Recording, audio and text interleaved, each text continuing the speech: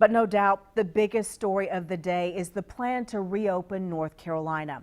Want to go in depth on that tonight and sort through everything that's happened. As some states start to loosen their restrictions, many want the same thing to happen here.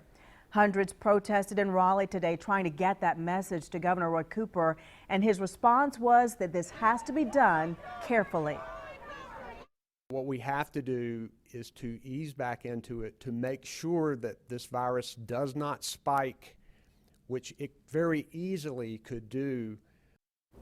And now, for the first time tonight, there's a Charlotte city leader calling for an easing of some restrictions. And our Joe Bruno is joining us. Joe, exactly how does he see this happening? Erica, Charlotte City Councilman Tark Bakari is calling for a gradual lifting of restrictions, allowing restaurants to enforce social distancing measures. One example could be the beer garden here at Old Mecklenburg Brewery. Capacity could be reduced, tables could be spread out and blocked off, 6-foot markers could be in place for people who are waiting in line for a drink. Tonight, we also have a better idea of what the Charlotte economy looks like now and what it will look like in the future.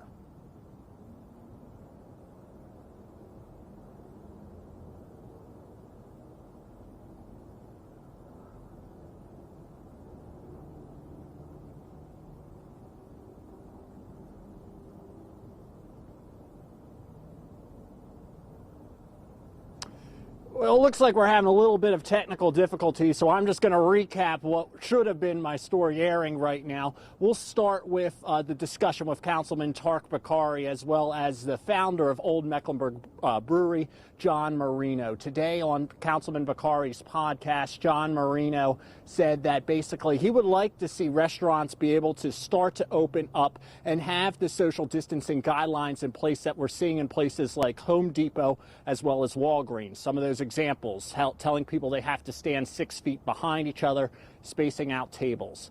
Councilman Tark Bakari, as I mentioned as well, he joined the call. He's the first city leader to really call for restrictions to start to be lifted. He cited those measures that I just mentioned by Marino as ways that leaders can start crafting the guidelines, having them ready to roll out so when those restrictions are lifted, businesses will be fully prepared. Now, earlier today, Charlotte City Council's Small Business Committee that was set up in regards because of COVID-19, they heard from the Wells Fargo chief economist, Mark Vittner. Vittner gave an outlook for the city of Charlotte and as well as the state of North Carolina. I'm going to read you some figures here that he presented this morning. He says that there have been more than 540,000 jobless claims filed in the last 4 weeks. As many as 426,000 jobs may be lost in North Carolina in 2020, and 60% are projected to be recovered by the end of 2021. Keep that in mind, only 60%. Here locally, he estimates that the CLT Metro will lose 159,000 jobs due to COVID-19. Erica?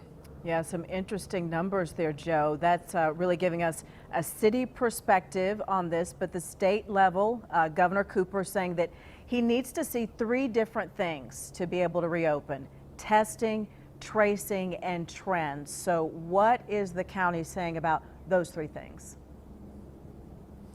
Well, the county health director, Gibby Harris, says right now we're still really limited in the amount of testing we're able to do, and we're still experiencing incredible shortages of PPE. And without those 2 issues being resolved, she finds it really hard to believe that the county's stay-at-home order would be able to be lifted. And I got to say, I've been at every single virtual press conference the county has had since this COVID-19 pandemic started.